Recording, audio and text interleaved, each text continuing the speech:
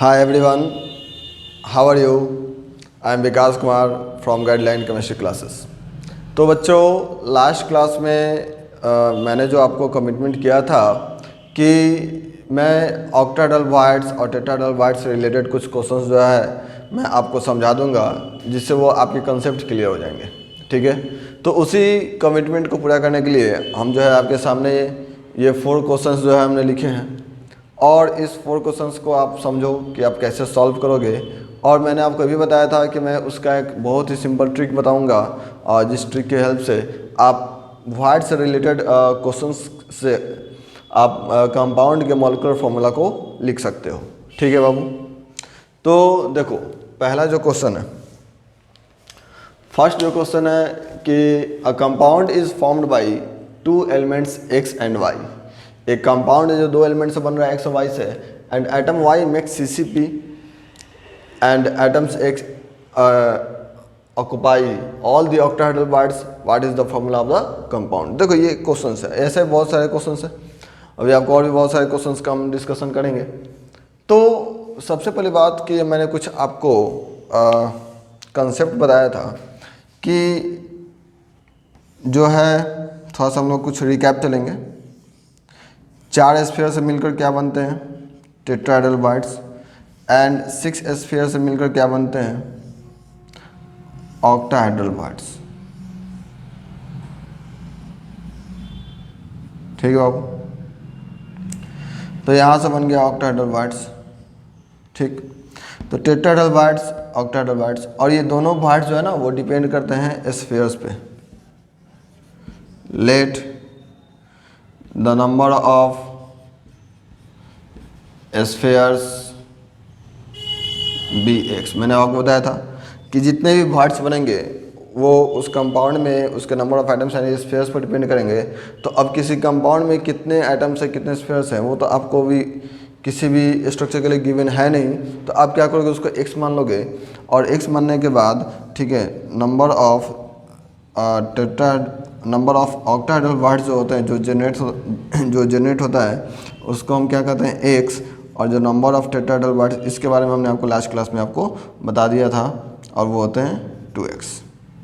ठीक है, तो ये आपका जो है ना पिछले क्लास का रिकैप है।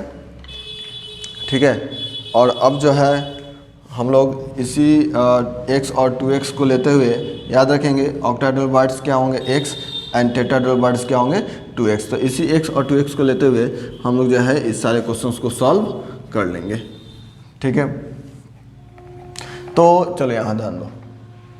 अब जो है कह रहा है कि a compound formed bye 2 elements x and y।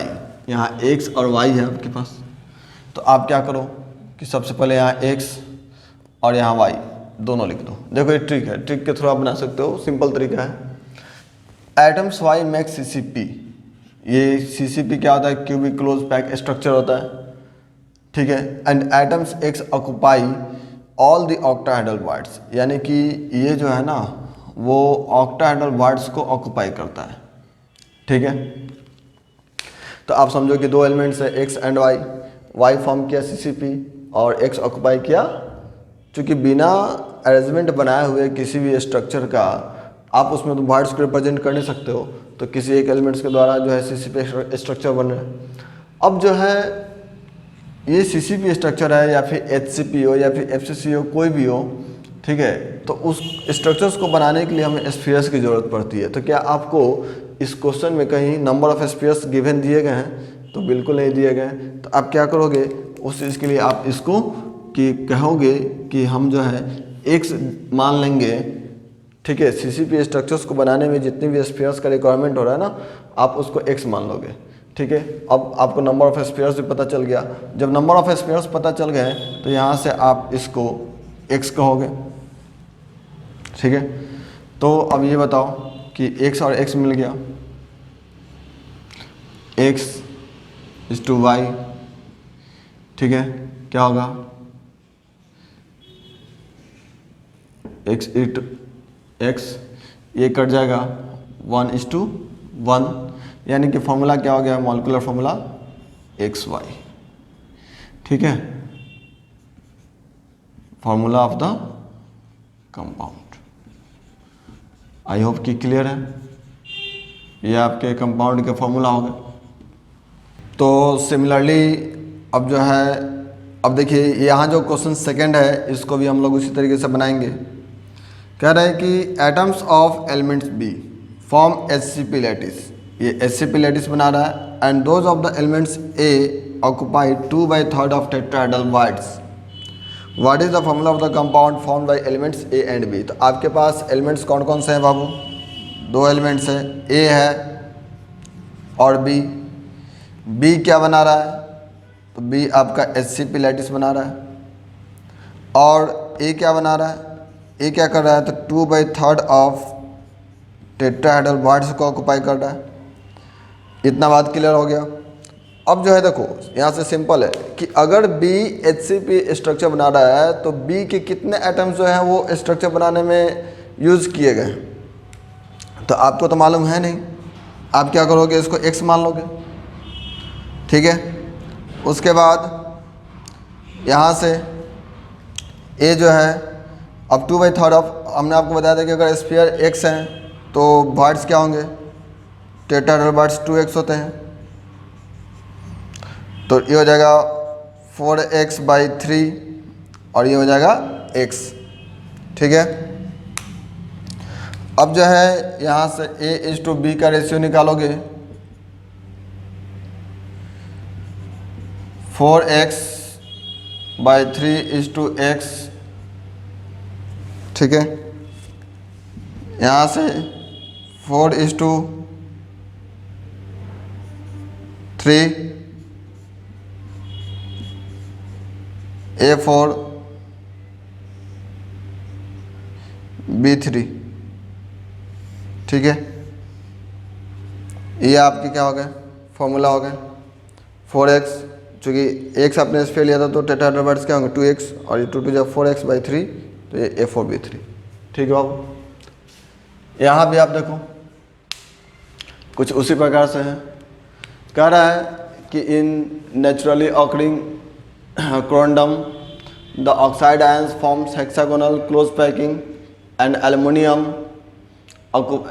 ions occupy 2/3 of octahedral bonds. What is the formula of the corundum? तो corundum को बनाने के लिए दो एलिमेंट्स की जरूरत पड़ रही है, एक है आपका एल्युमिनियम और एक है आपका ऑक्सीजन, ठीक है। और कह रहा है कि ऑक्साइड आयन जो है ना, वो ऑक्साइड आयन क्या बना रहा है बाबू? तो ऑक्साइड आयन HCP बना रहा है, हेक्सागोनल क्लोज पैकिंग, यहाँ देखो, ठीक है। And aluminium ions occupy 2/3 of octahedral bonds, समझ रहे हो। उसी प्रकार से अब हम क्या करेंगे, HCP बनाने के लिए x, ऑक्टाहेड्रल्स क्या होते हैं? तो ये भी x होते हैं, हमने आपको बताया था कि x मान लेना, ठीक। उसके बाद एल्युमिनियम ऑक्सीजन का रेशियो क्या होगा?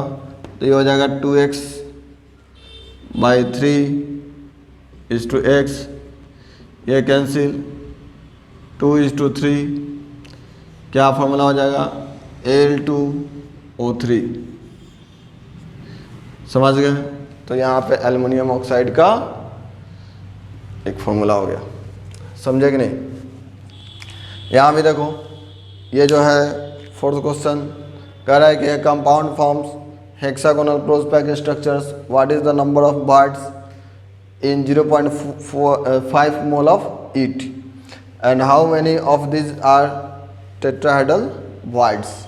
तो देखो यहाँ पे दो क्वेश्चंस है, एक तो आपको निकालना है टोटल नंबर ऑफ बॉन्ड्स, दूसरा निकालना है टेट्राहेड्रल बॉन्ड्स। HCP स्ट्रक्चर दिया गया है और 0.5 मोल, ये सबसे इम्पोर्टेंट चीज़, ठीक है। अब देखो 0.5 मोल दिया गया है किसी सब्सटेंस का, तो आपको तो मालूम है ना कि नंबर ऑफ मोल्स अगर दिया गया हो तो वहाँ से नंबर ऑफ एटम्स निकालोगे, और वही नंबर ऑफ एटम्स क्या होते हैं? तो उसके नंबर ऑफ स्फीयर्स के इक्वल होते हैं, ठीक है। तो आप यहाँ से जो है गिवन क्या दिया गया है? गिवन n = 0.5 मोल, ठीक है। और नंबर ऑफ मोल दिया गया है, तो आप जानते हो since n = n/Na, number of moles is equal to given number of items by Avogadro number. N हमको कैलकुलेट करना है, तो एन इंटू एन ए। अब एन ए क्या है, एवोगाड्रो नंबर आप जानते ही हो 0.5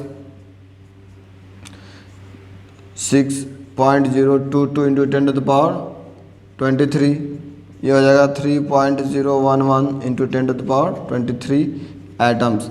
यानी कि एक कंपाउंड है, उसमें टोटल नंबर ऑफ एटम्स कितने हैं, इतने हैं। समझ गए। अब जो है ये तो आपने नंबर ऑफ एटम्स निकाला, और आपको पता है कि नंबर ऑफ एटम्स के इक्वल ही जो है टोटल नंबर ऑफ पार्टिकल्स होते हैं, और उसी पर डिपेंड करता है उसके bytes.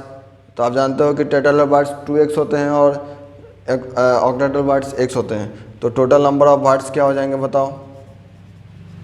Total number of bytes होते हैं 3x।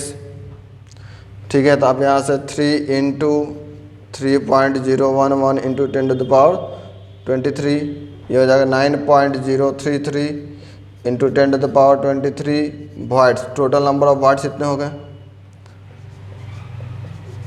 Number of tetrahedral bytes क्या हो जाएंगे बताओ, 2x। तो आपको x मालूम ही है, x इतना होता है, मतलब ये जो नंबर ऑफ एटम्स है। तो 2 इंटू 3.011 इंटू 10⁻23, यहाँ से हो गया 6.022 इंटू 10⁻23। ठीक है, तो इस तरीके से जो है आप लोग का ये चारों का चारों क्वेश्चंस बन गया। आप इसे लिख लोगे इस वीडियो को पॉज करके, और कुछ और क्वेश्चंस जो है हम आपको बताने जा रहे हैं अभी इससे रिलेटेड। ठीक है, तब तक इसको लिखो। ठीक है तो बच्चों, तो अब देखो यहाँ पे नेक्स्ट क्वेश्चन जो है आपका, in a cubic close pack structure CCP of mix oxide. यहाँ पे मिक्स ऑक्साइड है एक, और ये पाया जा रहा है कि उसमें जो लैटिस साइड्स है वो O2 माइनस आयंस के थ्रू ऑक्युपाइड है, एंड 1/2 ऑक्टेटल बाइट्स जो है ऑक्युपाइड है A3 प्लस यानी कैटायंस के थ्रू, एंड 1/8 पार्ट ऑक्युपाइड है डाइवैलेंट कैटायंस यानी कि B2 प्लस के थ्रू। ठीक है, तो यहाँ पर derive the formula of mix oxide. तो मिक्स ऑक्साइड क्या है, सबसे पहले जो आप देखो A, B और O। ठीक है, तो A, B और O क्या है बाबू, तो O जो है आपका, देखो यहाँ पे कह रहा है कि it is found that lattice has O2 minus ions. Lattice के पास क्या है, तो O2 माइनस आयंस है X, and 1/2 of the octahedral bytes occupied by trivalent cations. 1/2 of the octahedral bytes are occupied by trivalent cations. तो octahedral bytes आप लिखो यहाँ पे। उसके बाद B cations के through 1/8 part of the tetrahedral bytes. ठीक है, तो ये जो है ये यहाँ पे क्या है, CCP अरेंजमेंट बना रहा है। चलो यहाँ से देखते हैं कि ये x हो गया 1/8 इंटू एक्स। ठीक है, सॉरी ये क्या होता है, 2x होता है tetrahedral bytes, and 1/2 into x. ये तो कैंसिल हो गया ना 4 टाइम्स। तो आप यहाँ से रेशियो अगर देखोगे A:2 B:2 O का रेशियो तो क्या आ जाएगा, x/2 is to x/4 is to x। ठीक है, कैंसिल कर दोगे x को, तो 1/2 is to 1/4 is to 1। अब यहाँ से जो है आपको फॉर्मूला बनाना है, तो आप जानते हो कि क्या करते हो, एलसीएम ले ले, तो 2 और 4 का एलसीएम 4, तो 4 इंटू A:2 B:2 O क्या हो जाएगा, 4 इंटू 1/2, 4 इंटू 1/4 एंड 4 इंटू 1, ये कैंसिल, ये 2 टाइम्स कैंसिल, तो 2:1:4, ठीक है। यानी कि फॉर्मूला क्या बन गया, A2BO4। और इस तरीके से जो है हम लोग फॉर्मूला तैयार कर लेंगे, ठीक है। तो आप ध्यान देना, ठीक है। हमने लंबे करके बना दिया है आपको। अब जो है नेक्स्ट क्वेश्चन जो है आपका कह रहा है कि इन ए क्रोमियम थर्ड कोलाइड CrCl3, ध्यान दीजिएगा, CrCl3 में क्या है कि एक क्रोमियम और 3 क्लोराइड आयन है, क्लोराइड एनायंस है, और जो है क्रोमियम जो है आपका कैटायंस है, ठीक है, जो Cr3+ आयंस है। तो आप देख रहे हो कि क्रोमियम क्लोराइड को बनाने के लिए कितने आयंस की ज़रूरत पड़ रही है, कितने एनायंस की ज़रूरत पड़ रही है, तो 3 एनायंस की ज़रूरत पड़ रही है, ठीक है। तो और ये क्या बना रहा है, क्लोराइड आयंस जो है वो CCP बना रहा है arrangement, and chromium third ions are present in the octahedral bonds. एक बात याद रखना कि जो एनायंस होते हैं ना और जो कैटायंस होते हैं, ठीक है, तो एनायंस जो होते हैं वो लार्ज साइज में होते हैं, एनायंस का साइज लार्ज होता है, इस बात को याद रखना।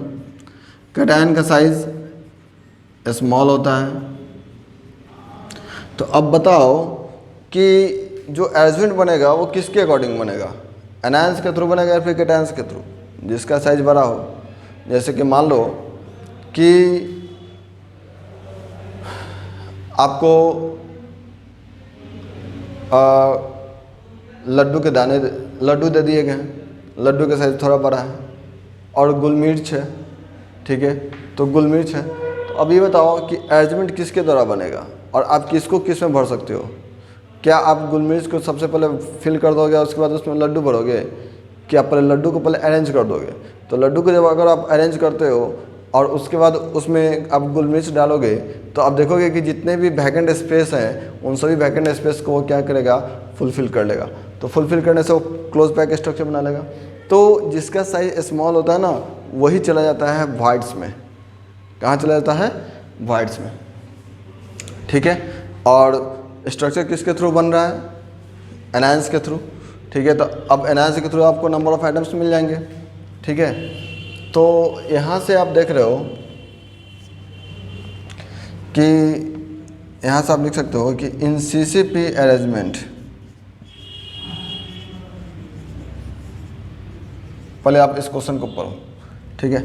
इन chromium third chloride ions have CCP arrangement and Cr3 ions are present in the octahedral voids। Chromium ion कहाँ प्रेजेंट है, तो ऑक्टाहेड्रल voids में, चूँकि voids में जाकर प्रेजेंट हो जाएंगे। What fraction of the octahedral voids occupied, अब कितने फ्रैक्शन जो है वो ऑक्टाहेड्रल voids के ऑक्युपाइड किए जाएंगे क्रोमियम आयंस के थ्रू, ठीक है। तो इन CCP arrangement chloride ion make octahedral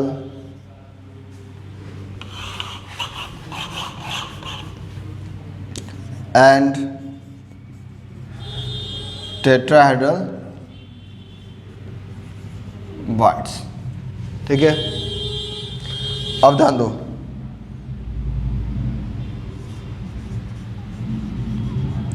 octahedral voids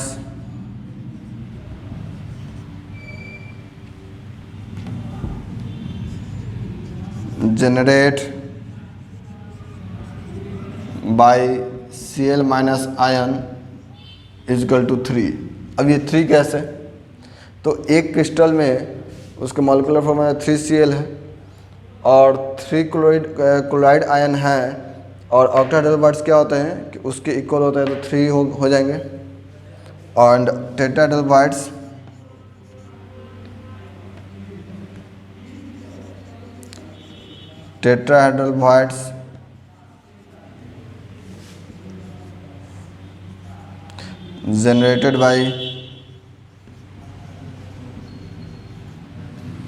generated by chloride ion is equal to 6। कितने हो जाएंगे बाबू, 6 हो जाएंगे, ठीक है। अब कह रहा है कि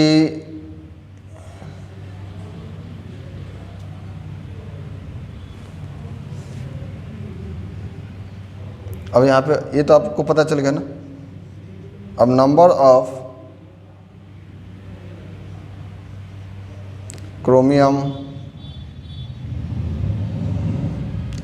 आयन कितना है बाबू? 1। क्रोमियम आयन कितने हैं? 1। ऑक्टाहेड्रल वाइड्स क्लोराइड के द्वारा कितने ऑक्यूपाई किए जा रहे हैं? 3। तो फ्रैक्शन ऑफ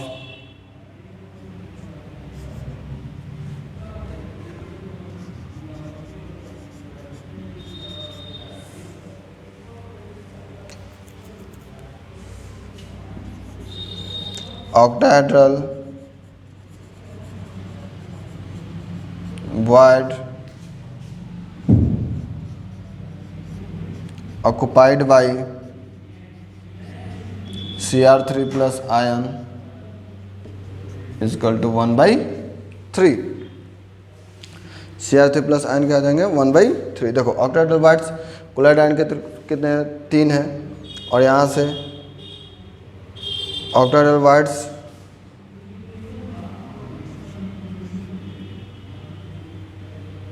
ठीक है क्रोमियम आयन के थ्रू कितने ऑक्यूपाई किया जा रहा है? तो 1/3।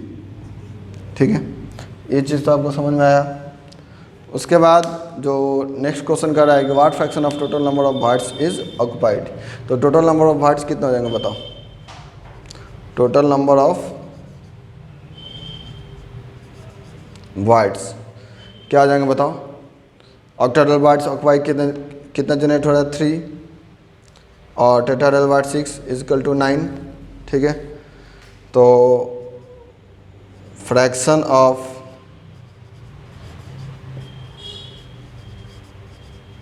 टोटल नंबर ऑफ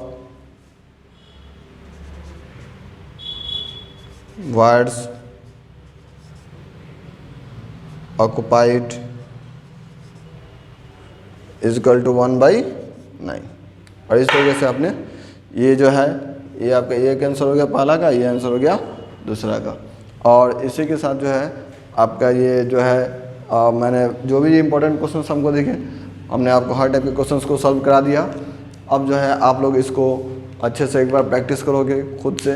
और भी मैं इससे रिलेटेड कुछ क्वेश्चंस आपको जो है PDF के फॉर्म में मैं आपको व्हाट्सएप पे सेंड कर सकता हूँ, आप उसे वहाँ से ले सकते हो। ठीक है, ओके चलो ठीक है, तो इसको लिख लो।